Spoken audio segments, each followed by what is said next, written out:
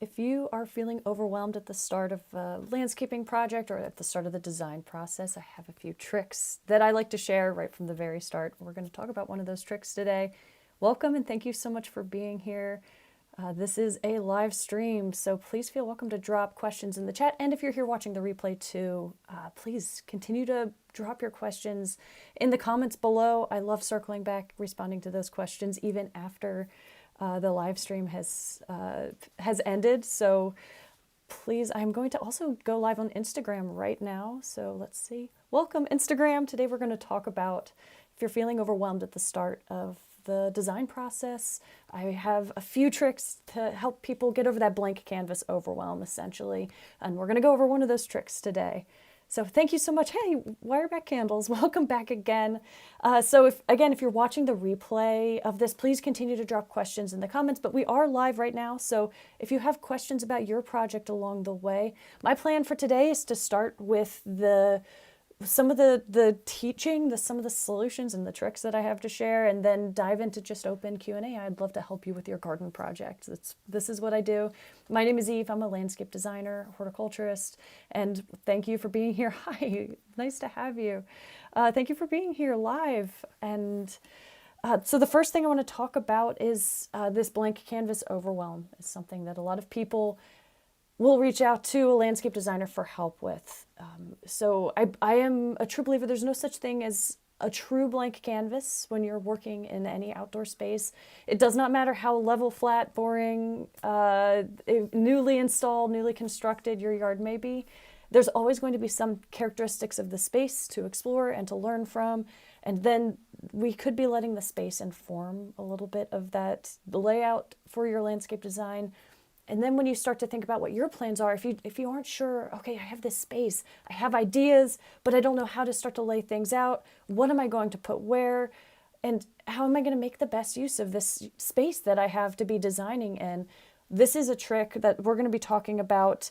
How I like to start with this landscape design. This is a design principle in general. It's called form follows function. And I'm sure you've heard this before, and the definition is right there in the name, right? Or in the saying. We want to think about the function of the space. We want to design the form as a reflection, so it supports what the use is for the space or what we plan to do in that space. Some people take this, they're very rigid about form follows function, and if everything is too practical, the argument could be, well, form follows function isn't enough because humans are creative and we want to go beyond that. Yes, that is true. But I think this is a helpful concept when you're starting a garden project, a landscape design project like this, because if you have a blank canvas, thinking about how you would like to spend time in that space, that can help you start to outline what you're going to do where. And this is, there's a series of things. We start with the site survey. We start with this form follows function, and we also start with inspiration. Those are three of my top strategies for decreasing overwhelm. So today is all about form follows function. Thank you so much for those of you who are dropping a thumbs up in the chat, or below the YouTube video, or on Instagram. I'm streaming to both places right now. It's nice to see every time someone does that, I get a little thumbs up bubble floating up. I'm still getting used to live streaming, everyone. A friend of mine said it's kind of like, it feels like you're flying a jet. There's about 1 billion buttons here. And anyone who would like to, if you drop your comments in YouTube, if you can hear me from YouTube, anybody who's watching there, I'd love to send me just something in the comments. That would be wonderful. Anybody who comments on YouTube, I can have that comment pop up on the screen. So if you have any questions along the way, please don't be shy and jump in. So one question I'd like to start out with. Hello and welcome. Thank you so much for being here. Ooh, good question. Let me give that a star and we'll get back to that here. The one question I love to start with folks who are creating a landscape design, how can you maybe at this point, we'll circle back to this, but can you think about a happy memory of time spent in an outdoor space? So this could be a yard, or this could be a community space, a friend's yard. It could be a memory as a child. It could be a memory as an adult. One example of mine is my grandma had a bench swing, and we're going to talk about this more a little bit in just a moment. But the reason I want to talk a little bit about the why behind why we're starting with coming up with these ideas of spending time in an outdoor space. I have a little bit of an arch nemesis. I call it default mode landscaping. And this is when we're thinking about what to do with a yard or a space. You have a blank canvas, you're feeling overwhelmed. Default mode landscaping it's a term I made up. I'm sure I'm not the first person to come up with this. But this is something that maybe I picked up from somewhere, but I think I made it up. Default mode landscaping is there's just this common pattern for how many yards are designed and how many yards are laid out. And it works. It can be good, but it's not necessarily the only layout that can work for a space. And when I work with clients, helping them with this initial layout, what am I going to do with this blank canvas? What do I put where? How do I make the best use of this space? Almost everyone falls into this default mode, this pattern that I see time and time again. And again, if you like this layout, that is okay, but I love to challenge people to think beyond this default mode. So an example of this, the common example of this. So let's say we're creating a landscape design for a backyard space.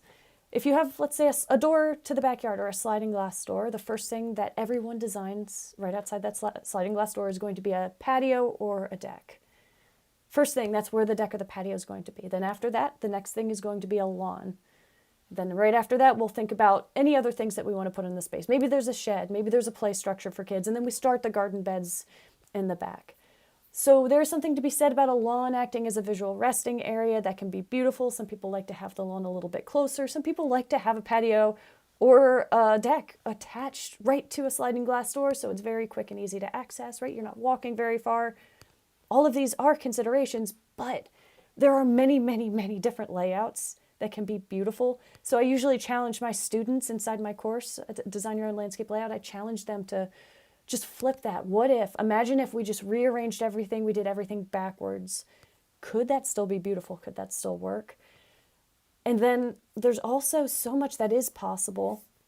Even if you're working on a budget, there's so much that is possible that can be done. If you have this opportunity to landscape your yard, there are so many amazing creative things that we can do, different layouts, just different ways of spending time living in these outdoor spaces. The possibilities are endless. That's why default mode landscaping is my arch nemesis. It's because because we're so used to seeing this common pattern. And yes, it is beautiful. And yes, if this is what you want, that is fine. But most people, that we just default to this. This is what we create because this is what we're used to seeing, and we don't really truly understand how much can be possible as far as different layouts and options. So wonderful. Jessica, I see your happy memory of time spent in an outdoor space, picking a whole bushel of basil at your grandparents' farm and staining your thumbs green, snuggling with my cat and a book on the porch. I love hearing that. Oh, and I've got a question here too. I want to create a woodsy area in my yard, but my yard is so wet. It's my dream to have a mass of trees in one area. Ooh, okay, I'll give that a star, and when we move into Q&A time, I'll come back to that. Great. Any questions that anyone has, please feel welcome to drop them in the chat too. And also, again, if you're watching the replay too, please keep sharing. And then right now we're talking about any happy memories of time spent in an outdoor space. So this could be a memory as a child, this could be a memory as an adult, just a happy time. And that now I would like to just share a little bit about just a specific example of a happy memory for me and how this can be helpful for you. My bench swing example I just mentioned, my grandma had a bench swing. So my sister, my grandma, and I, we would spend a lot of time sitting out on this bench swing. I remember being out there in rainy weather, out in sunny weather, watching birds, and my grandma would make peanut butter apples of all things. She'd cut an apple in half, kind of carve out the core like a little boat, and fill that with peanut butter. And I have so many memories of just spending time out on this bench swing, hanging out. I'm sure that I know it's very wholesome. Welcome back. This is a very simple, very wholesome example, and this is why I use it, because it's not too complicated. We could talk about memories of. There could be some memories that are maybe a little bit more involved than that, but even some of these very simple ones, I love these examples because a lot actually had to fall into place for us to be comfortable being outside, spending time outside in this space. And this is where we're coming back to form follows function. So when it comes to this bench swing, Let's say that you are designing your landscape and this is an example of how you would like to spend time in your space. The things that you would need to recreate this can help act as a list of considerations through your design process. So I'm asking this question about happy memories because I think it can bring up some different examples of how we can spend time in these outdoor living spaces. What we already love to do, even if it has been a long time since we've done this, if we're thinking about any children in our lives or pets in our lives, what do they love to do in these outdoor spaces? This is one of the first things I do when I work with students or clients, is have them start to think about, how would you like to spend time outside? What are your favorite outdoor activities? What are your goals for the space? We even talk about values, as much of a stretch as that can feel like sometimes. Think about if you value sustainability, if you want to create habitat for wildlife, getting all of these ideas on paper at the start. I'm sure all of these feel so front of mind for you at the start of a project, but getting all of them on paper, and then I like to have people come up with a list of activities or uses, experiences, whatever they would like to do in their landscape, and just write that down. And then we start, as wild as it sounds, we start to prioritize that list. I help people put that in number order. We usually will write down something like 10 to 20, and then we do a quick rank. Sometimes it's a little bit easier to rank some of these activities or goals for the space than others. Sometimes it's really difficult to choose between two that are very important to you, but we do this process of, okay, if you had no choice but to take one more away, which one would you take away? And then that's kind of the reverse order of that list, step by step, of the things you'd like to do in the space. This list can help you create your landscape design if you follow this list. And once you have a prioritized list in order of things that you would like to do, goals for the space, you can follow that step by step. Think about what you need to bring each of those to life. And then we work down that list as we're drawing a landscape design plan. And we start to, one at a time, we start to draw out, okay, how could all of these pieces fit together in the landscape? So if you have this blank canvas, starting with, how do I want to spend time in this space? It's one of those key elements. So this is you as a human, your intentions for the space, your landscape. We also, another part of this process, one that'll have to be a topic for another live stream, is doing a site survey. We want to learn from the space and respond from what that space, the characteristics of the space, any resources we already have there. We should be balancing that with what we plan to do with the space, because they do go hand in hand, and that's how you can save money on your project, save time, come up with the most creative ideas. So those are two very balanced parts of this process. The way that this helps, once you have that number ordered list of just things that you would like to do in the space, this is going to be different for everyone. I love hearing creative examples. Once we have that list, we'll take it one at a time, and then we start to think about everything we need to support this activity. And this is, thank you so much, Jessica. This is when I'm going to come back to this bench swing example, because this is, again, it's a very simple example. But what do you need to recreate this memory I just shared of time spent, with my grandma, my sister, hanging out on this bench swing? First thing we need, obviously, is a bench swing. We need room for this bench swing to swing. So when we're drawing out our ideas on our landscape design plan, we need to think about, how much space is this going to take up? We're going to need a pathway to get out to this swing. We're going to need the material below. So my sister, I remember this memory, she was pretty small, so there's always a chance of her tumbling out of the swing, right? I think she was like 3 or 4 and was always kind of getting up and down. I remember my grandma, it was a mulched area, so it was pretty comfortable if my sister were to tumble out. It's not like it was concrete or asphalt below the swing. And then so we're talking about just all of these things that go into what are the needs for this, the requirements for this, us to be able to spend time out on the swing. Another really important one was cover from the rain, a little bit of shade, right? In the summer, we want shade. In the winter, maybe sitting out in the sun is the goal. So this is one, maybe a deciduous tree thoughtfully placed on the south side. If you live in the northern hemisphere, a deciduous tree on the south side of wherever you plan to be spending time, that's going to create that shade for you. And then in the winter, when the leaves fall off the tree, then you can get a little bit more sun in that area. A windbreak, right? If you have a breezy area, or maybe if that space feels a little open or exposed, making it feel a little bit more cozy. I mean, I could go on all day. Think about the swing itself. Is that comfortable to sit on? If it's a metal swing? Maybe you want some cushions, for example. Another thing was having a blanket just inside that's easy to bring outside and just sit on our lap. Side tables for us to sit snacks, books, beverages, all of these things are the more specific details. So if you create a list of all the things you'd like to do in your space and you follow that list as you create your landscape design, one by one you can create just a little mini brain dump for each. What are all of the things that could make, if this is your goal, that could make this more comfortable for you, to more practical, more realistic for you to, if this is your goal, what do you need to support that goal? And this is how, starting with all of how you want to spend time in this space, this is how it can help you so much through the design process if you're feeling overwhelmed, if you have a blank canvas that you're working with. So this is kind of the main idea that I wanted to share today if you're feeling overwhelmed about it. This is why I am a landscape designer. A lot of people ask me, how do I teach this if I live in one place and I help students all over the world? I've helped hundreds of people all over the world with their landscape design projects.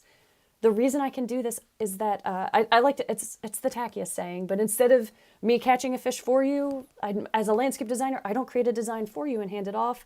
I help you to create your own landscape design. I help you learn the process of creating a landscape design. So instead of catching a fish for you, I teach you how to fish. That's the tacky saying, right? But this is the process. It's a very human process. These design principles are universal, and also I consider myself, I'm somebody who's helping people learn this process, learn how to explore their space, do that site survey, how to brainstorm all of those ideas, how to follow step by step. What do you do to get these ideas on paper, even if you aren't a landscape designer, even if you're new to this. This is amazing, wonderful having all of you here. Thank you so much. I'm loving all your comments of happy memories. So I'm going to go back to Jessica here, picking a basil at your grandparents' farm, staining your thumbs green, hanging out with a cat and a book on the porch. So, I mean, we could look at there's something about when you're able to, like, the sensory experience of picking herbs, vegetables, fruits. It's hard to beat that. And then, of course, you think about what would you need to recreate that? You would need the basil. You would need a porch that's comfortable enough for you to spend time on. So I'm in the Pacific Northwest. It rains a lot around here. For many, many months out of the year, if there's any hope that you're going to spend time outside, we need some cover from the rain. It can be very simple cover. It can be the world's cheapest used pop-up canopy from Craigslist, Facebook Marketplace, right? But having something, anything that could create a little bit more comfort when you're spending time outside, when the weather isn't exactly perfect, that can increase the amount of time that you can spend outside throughout that opens up months in my climate. And if you live in a hotter climate, another example is creating more shade or structures that provide that shade, denser plantings, planting your outdoor living spaces in any parts of your yard. If you have a larger yard and it might have some higher areas and lower areas, the lower areas are going to be a little bit cooler. Thinking about planning some of those living spaces, outdoor living spaces in those areas, and then everything that they need to be more comfortable. Wonderful here. I'm loving all of these questions. Thank you so much. Yeah, we're moving into Q&A time now. So if anybody has any questions, please drop them in the chat. I love this. Oh, that's a beautiful, happy memory. The tallest flowering trees in the world. That is hard to create. It is hard to create the tallest flowering trees in the world. That's a beautiful memory. And then bringing in some of those elements, right? It sounds like you garden for wildlife at home and you're bringing in some of those blooms. Happy to hear that. Hello and welcome from Ohio. You're starting a new landscaping project on 5 acres. You're mostly interested in creating mixed border hedges along property lines for privacy. Here you need cover from the sun. I hear that. How to decide on the final shape of garden beds when you have a blank slate, and also the best depth for mulch. Is there such thing as too much mulch? Wonderful. So I'm marking all these questions, and now I'm going to start getting into some more of the specifics here. Thank you so much. And anyone who is on Instagram too, I'm going to be switching back and forth. I can't make the Instagram comments pop up in the right on the screen like I've been doing, but wireback candles I see. I remember digging up a small spot in the backyard to make a secret garden. I love cottage flowers, feeling hidden by all of the beauty, small garden rooms for a small space. Beautiful. Yes, I'm loving all these happy memories. So first Q&A question, is it safe to assume that turf grass is the only thing that should go near your septic field? Ooh, so this is a little bit more complicated for me to answer as somebody who is off-site. It can depend. It can depend on where you live and your climate and whatever the septic drain field installation best practices are in your area. So you definitely need to reach out to a local source. In my area, what I have learned is that we have to stick with very shallow rooted plantings.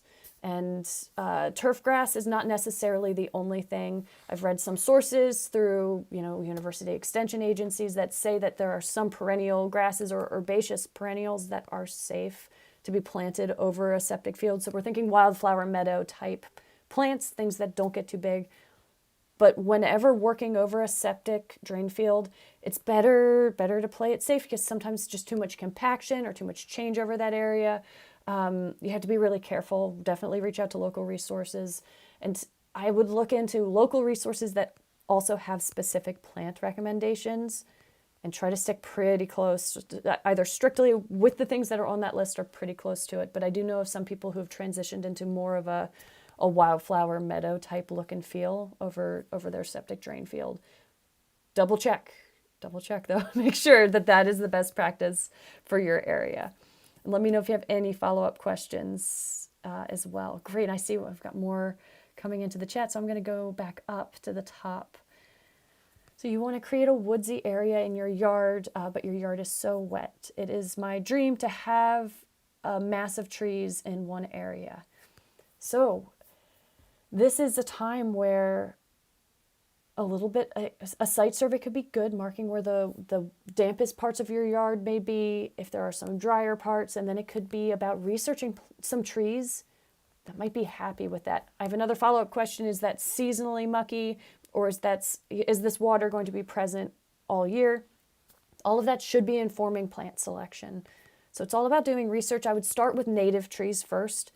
Just because a plant is native, of course, it does not mean that it is happy with all conditions in your area. There are native plants that are happy to grow on the side of a rocky cliff. There are native plants that grow in a wetland.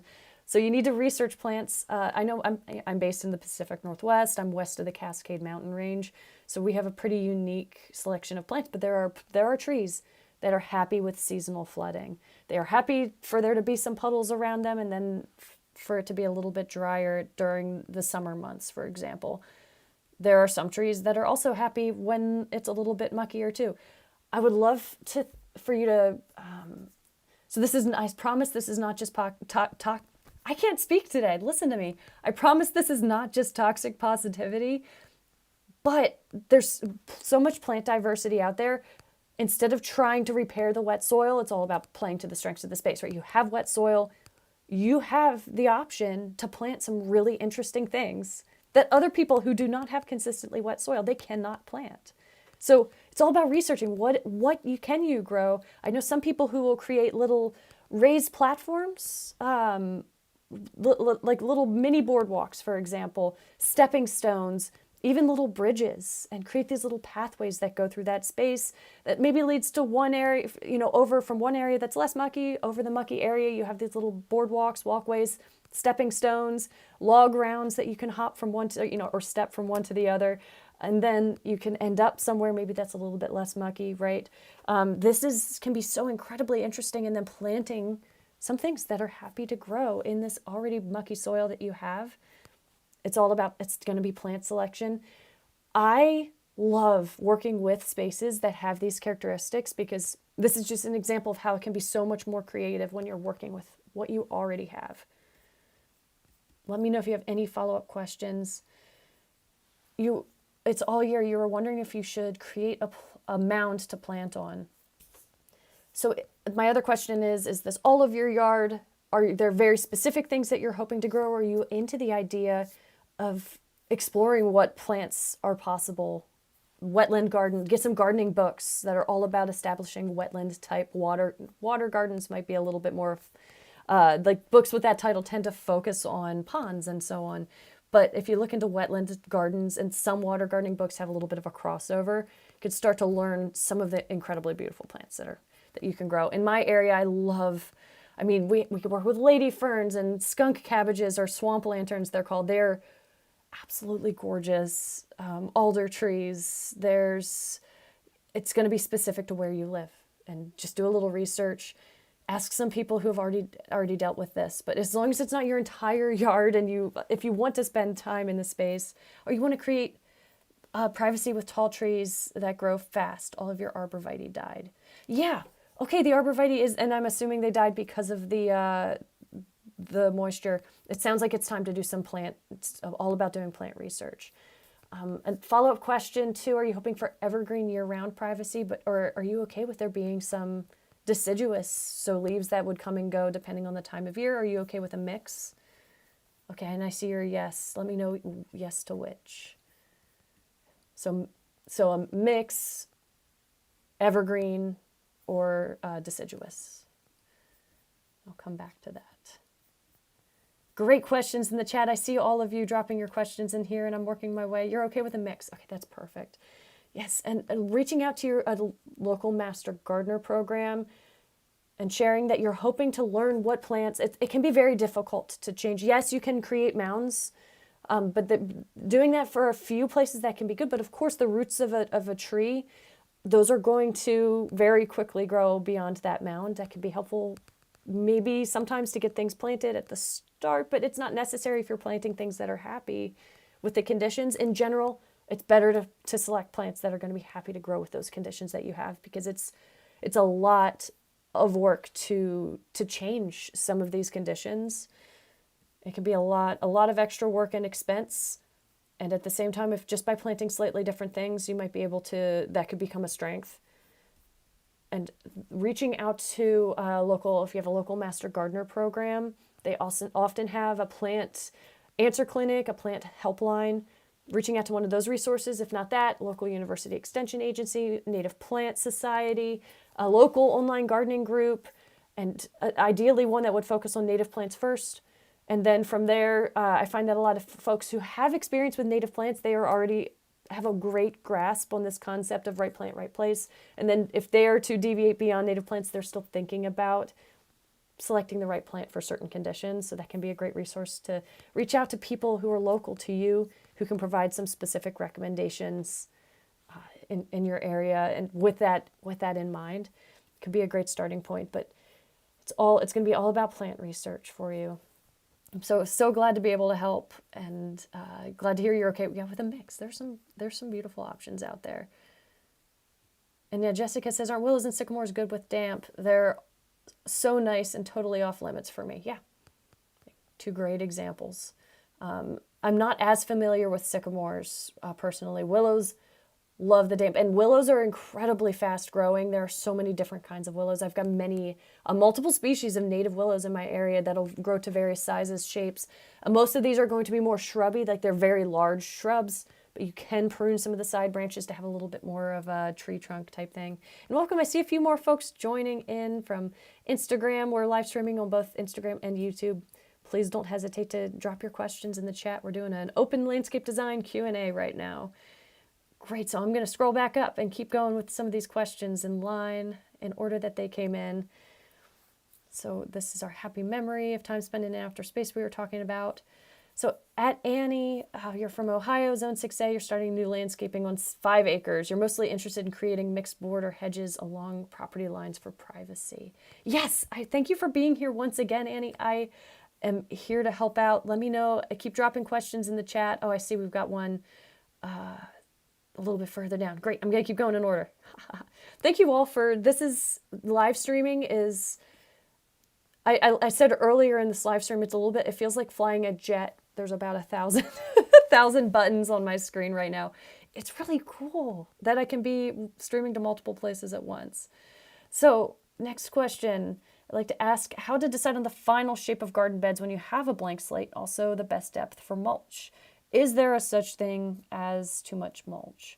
Ooh, so there is no quick definitive answer to this. How do you decide on the final shape of garden beds when you have a blank slate? So the concept that we went over in this video, we're thinking about how we want to spend time in the space. We start there, And then we start to think about how much space do we need for that activity. So that bench swing example that I shared a little bit earlier, I'm not sure if you were here for that part of the live stream, but to recreate that goal or that activity, that happy memory, to recreate that happy memory in the space, I had to think about, okay, how much space does that bench swing need to take up? What privacy do we want or shade do we want around that bench swing? We need a pathway leading up to it. That's one of the first steps, is thinking about all the things you want to do in the space. The other step is doing a site survey, learning all of the characteristics of the space that can inform the layout quite a bit, where you're placing all of the features or the elements in your landscape based on the characteristics that match, based on what you learned in your site survey. And then from there, you have a lot of creativity. Can be multiple possibilities, multiple layouts that can work well. And I love reverse engineering inspiration too. So if you have a picture that you love the look of, that you would like to recreate, kind of reverse engineering that, seeing how many elements, what you would like to place, what you would like to design into your space. So if you take a picture of inspiration, it has very dense garden beds, very deep garden beds, then maybe you're going to want to plan larger garden beds in your space and have narrower pathways and narrower seating areas, for example. So we're pulling information from all of these 3 different places: site survey, inspiration, and thinking about the function or the goal, the activity. And then from there, that's when the creativity kicks in. So you can be inspired by whatever inspiration that you're collecting, photographs from gardening magazines, books online, and so on. There's a lot of flexibility in there. This is what I teach step by step. We brainstorm possibilities. I have activities to help people design different shapes and so on. But the short answer is there are a lot of options that work. But when you have a blank canvas, this is the information you're starting with. You're starting with that site survey. You're starting with thinking about how you want to spend time in the space, and you're looking at inspiration. And all 3 of those should be informing what you're putting where in the space. And that can often fill up the space. We work in order. That's why we made that prioritized list earlier of all those activities or goals for the space. We kind of work in order, go down that list. We see how all of those fit together. And then from there, you can think about how to increase the aesthetic appeal with some of the design principles. I mean, I teach a 6-week course on how to do this. So I'm trying to give you something that you can walk away with and use today. But there's some stuff that can go into it. There could be multiple things that can work and be beautiful. This is the approach in general. And I see wireback candles in the chat. Would you recommend turf grass for a small space, which our grass is poor and our dog kills the grass? Our boxer still needs a place for the bathroom. Okay, I'm going to answer this one right now, just since it's on Instagram and I don't want it to get buried. You can use turf grass in a small space. It sounds like it's not working for you and for your dog. And say hello to your dog from me. But yes, so grass is not the only thing that animals will go to the bathroom on. I would say there's occasionally a pet that will be very picky, but most pets will be very happy to do their business in grass, in mulch, in garden beds and so on, ground cover type plantings inside of a garden bed. I would start with that question. Do you think it's possible that your dog could adjust to there not being grass? Because yes, if grass is that's the only thing that would necessitate this. So I guess it would kind of depend on your pet and what your boxer's needs might be for that space. I mean, I know some people will do, they'll have areas, like little fenced off areas, and maybe there's parts of their yard that they'll kind of close off certain times so that the grass can recover. But if you're working in a small space, it might not be quite as much of a possibility. Okay, back to the YouTube questions and comments here. And thank you so much for your questions. I love doing this. This is so much fun. So you have a large space with 0 landscaping. How do I decide exactly where to start and stop, say, a seating area? I'll need to avoid the slope, but otherwise I'm not sure where the edges should be. The first thing we start with in this case is how many people are you planning to have on that seating area? What are you planning to do in that seating area? Do you want it to just be a table and chairs, or you want there to be some sort of, outdoor, like a bar that runs along the edge, outdoor kitchen? What size table are you looking for? That's kind of where we start. What is that end goal? How you're planning to spend time in that space? Who is going to be invited there to hang out? And then from there, you're designing the patio that meets your needs, of course, within the limitations of how big that slope is. You'll ask around to see what local natives have shallow roots. Great, this is in response to the earlier question. Wonderful. Oh, and you asked earlier, we had the question about deep mulch. Let me go back to that one. Bear with me, everyone. Thank you so much. Is there a such thing as too much mulch? Yes, around plants, there is a such thing as too much mulch. I'd say about 4 inches is about them getting into 4 to 5 inches. That's sort of 4 inches is like the max that I would put around living plants, 4 inches deep. Because beyond that point, and that's of something like arborist chips, bark dust, I would go with 3 inches because bark dust can, or shredded bark can compact so much. It can actually repel water a little bit. It can even block off air. And landscape fabric, that's why that's not something that I recommend in garden beds ever. Watch my other YouTube video on this for the whole overview of that, the nuances of why I recommend that after a lot of experience helping people clean that up. That can mean landscape fabric can get clogged and cut off that airflow because plants breathe from the root systems. There's gas transfer that comes from the soil. So if mulch gets too deep, it will kill plants. Now, I do sometimes recommend going deeper than that if you are intentionally trying to smother things out. So if you're creating a new garden bed over an area that has weeds, lawn, I will mow down the weeds in the lawn and then I'll smother that with at least 5 inches, if not 6 inches, 7 inches of mulch.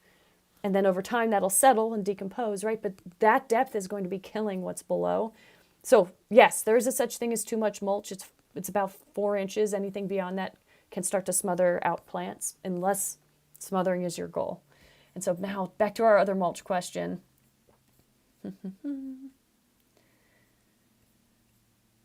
Can 5 to 6 inches of mulch add enough organic matter to poor sandy soil to cause issues for plants that prefer poor sandy soil? Good question. It's going to be a slow process, that much mulch. And again, that is, if you're starting with that, of course you want to let that decompose before, so you don't want to be mulching around plants you want to keep alive 5 to 6 inches deep. I will say too, let's say you have a plant that you want to keep alive, it's right here. And then maybe for around the base of that plant, you're keeping that under 4 inches, so like 3-4 inches. And of course that settles over time, right? 3-4 inches. And then after that, you could go up. I'm going to try to stay centered for folks on Instagram here. So it's like 3 inches or so, 4 inches or so. And then after that point, you can go deeper once you're beyond the drip line, a little bit farther past that. If you're trying to smother out grass or weeds in between or improve your soil in between plants. But I wouldn't push that. So if you have existing plants, that is a consideration. And so soil, whenever you have a main soil type like that, if you have relatively poor sandy soil, adding organic matter is going to help. It's going to increase the water retention of that space. But most plants are going to tolerate some spectrum, some range of conditions. And so it's just a matter of the specific plants and how tolerant, what range that they are tolerant of. Some plants are not as happy if they have, especially in really hot, dry climates, there are some plants that would not be happy with a lot of mulch around them. So it does depend on a plant by plant basis. And I will say too, soil, like when you're adding organic matter, soil life is bringing that organic matter down. It is a gradual process. And it's one of my adding mulch, like arborist chip mulch and letting that decompose. That's one of my favorite methods for working with poorer soil. And so it is a gradual transition. Yeah, I'm starting to get a little, forgive my rambliness. I'm thinking about all of the context that could go into this question. And I think that the true answer is that it depends. It depends. So for the most part, it's not going to change. It's not going to significantly change. You're always going to have sandy soil. It's going to increase the water retention a little bit. It's going to add more nutrition as those materials decompose. And it's kind of like a slow release situation, so it's not like a big overnight change, just for context. So asking those who have experience with this method and just seeing other examples of what people are doing with your soil type in your area could be helpful. So how do I decide on a garden design? I have many native baby trees and shrubs and lots of native plant seeds, but I need mixed border design. How do I not do a row of soldiers? Ooh, great question. So you're starting to Ooh, how do let's see, what can I provide that would be helpful? That again, I do teach a class, a 6-week class on garden design. So I love to do plants in masses, or if we're talking about native trees and shrubs, lots of native plant seeds. How do I not do a row of soldiers? Let me think about the best thing that would be helpful in this case. So being inspired by what's happening in your local ecosystem. If you're planting native plants, learn from plant communities that are already in existence and what is beautiful, what plants are growing together in what layers, how far they're spaced apart, and getting some insight by learning from your local ecosystem is probably going to be a great way to start if you're working with layers like that. So when you're doing hedgerows, trees and shrubs, also plant as you have a large space. As you're learning about your space, I guarantee there's going to be some differences also between, like, if the ground is dipping a little bit, there might be changes in condition. Well, a little bit bigger of a dip than that, of course, but there can be very significant changes in conditions from place to place. And so as you do plant select, right plant, right place, and you're doing that research, that is going to mix up a little bit what you're planting. And then I also love doing plants in masses, right? This is really common in garden designs. People will say swaths or drifts or groupings. You could think about brush strokes of plantings and have things kind of mix. And then also working from pictures of inspiration can be helpful too. Look at how many times people are repeating plants throughout a space. How many plants are probably in mass. If you have a row of coneflower, for example, I've been helping someone with a landscape design that's going to be much of this brush stroke kind of mixed wildflower meadow planting. And instead of it being a randomized assortment of plants, it's going to be, we're going to be doing plants kind of in brush stroke rows. So it'll be like a zigzagged rows of these masses of plantings. And that's the effect that we're going for. But we're also starting with some inspiring photos. We're reverse engineering these pictures. And so that can be a helpful starting point as well. Yes, there's so much that we could consider going into this, but I think starting with those few tips, that could be a good place to get started. It's a big question, and it depends on the end goal and what you're hoping to create. So is it fair that I think adding plants in a damp area might increase infiltration and decrease the dampness? Yes, that is true. Because as we were talking about that, adding plants, those plants are going to be using that water as well. And it kind of depends. Again, it depends on the specific species that you're planting. And you said you're jealous of people with damp gardens because they can easily create that lush ferns look. Yeah, there are some beautiful, beautiful plants. I'm a big fan of monkey flowers. I love candelabra primroses. There's some beautiful ones. Awesome. Willows are a very important ecological genus as well. Thank you for sharing that. Yes, it supports many species, insect species, bird species, all the way up the food chain. Oh, and I'm coming late and make you repeat things. I do have a lot of inspirations. Please, no need to be sorry at all. I do want you to know that material is there if you want to check out the replay of this live stream. I do have a lot of pictures of inspiration, but it's all pictures of very large, expensive gardens. Yes, if you're starting small, you're starting with smaller plants, that always makes things more affordable as well. And please continue. I love these questions. Keep asking. And you just got a chip drop of 20 cubic meters, so it's suddenly become a quite pressing question.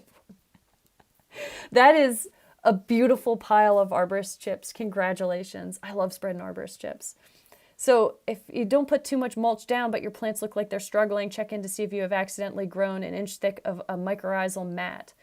Ooh, interesting. So mycorrhizal fungi actually does help support plant growth in a lot of ways. That decomposition, that white mycorrhizal fungi in the arborist chips, that's a sign that mycorrhizal fungi is it's breaking down those arborist chips, and that can actually act as a sponge too. And yes, when some of these materials do dry out a lot completely, they're kind of like sponges, right? It can take a little bit of water to rehydrate that sponge. But a mycorrhizal mat, yeah, that's a great thing to have. That means you've got healthy soil. This is a mycorrhizal mat or mycorrhizal fungi. That is the organism of fungi. So when you say mushroom, that's the fruit. That's the fruiting body that's producing spores for what the actual organism is that mycorrhizal fungi underground. And so when you spread arborist chips, if you ever break apart, if you're using arborist chips to smother out grass or lawn or to just mulch your garden bed, you're going to see that white in the wood chips. It'll be kind of tying like thin threads, white painting the wood chips, but also these threads of white that are tying those wood chips together. That's a sign of healthy soil. Plants use the diversity of mycorrhizal fungi is incredible. It's a whole other workshop, but that is a good thing. It's a good thing in your garden. So you have everything on a grid. You also need to overplant trees more densely because they die or get eaten by animals, etc. Okay, great. I'm glad to hear this is so helpful. It's a very big question. How do I mix those things up? So I hope that's getting you on the right track here. Great conversation here about mushrooms. The dogwood is probably very happy, but the green and gold wasn't thriving. You've got 20 trucks of arborist wood chips from the, oh my gosh, congratulations. You are rich in arborist chips. That's fantastic. It's a bit unsightly. I think that is definitely, I can see why you feel that way. For what it's worth, it's not going to be, once you spread it, that's more happy to be growing below the surface. So you're not going to see it as much. Once things are spread out in the garden, the fungi that's on the soil surface where the sun is hitting it, that's going to die. And so it'll fade back to a more wooden color pretty soon. Having that in your wood chips, though, that's all good news. It's all good news. There can be some interesting looking mushrooms that grow in arborist chips, which is why, I love planting densely. Dense does not mean messy. We want dense, overlapping layers of plants. At first, you could think about just planting things so they overlap slightly at maturity. And Annie, in your case, you're establishing an ecosystem, right? You're planting these hedgerows. You're looking into a little bit of ecology restoration. So you're going to have this transitional space, but planting densely means that the mulch is a temporary thing to help prevent the grass and the weeds until plants fill in and begin to overlap, and then there's not going to be as many weeds or plants growing below that space. So the lowest maintenance, besides asphalt or concrete, the lowest maintenance part of a landscape is going to be denser plantings that overlap. And dense does not mean messy. This is where good design comes in. Great. We have covered some good stuff today, talking about if you have a blank canvas, how starting with these goals, activities, the form follows function. Thinking about the function first and then designing the form of the space based on that. I hope that this has been super helpful as far as just a starting point. I know that this isn't the entire design process. Again, this is a 6-week class that I teach.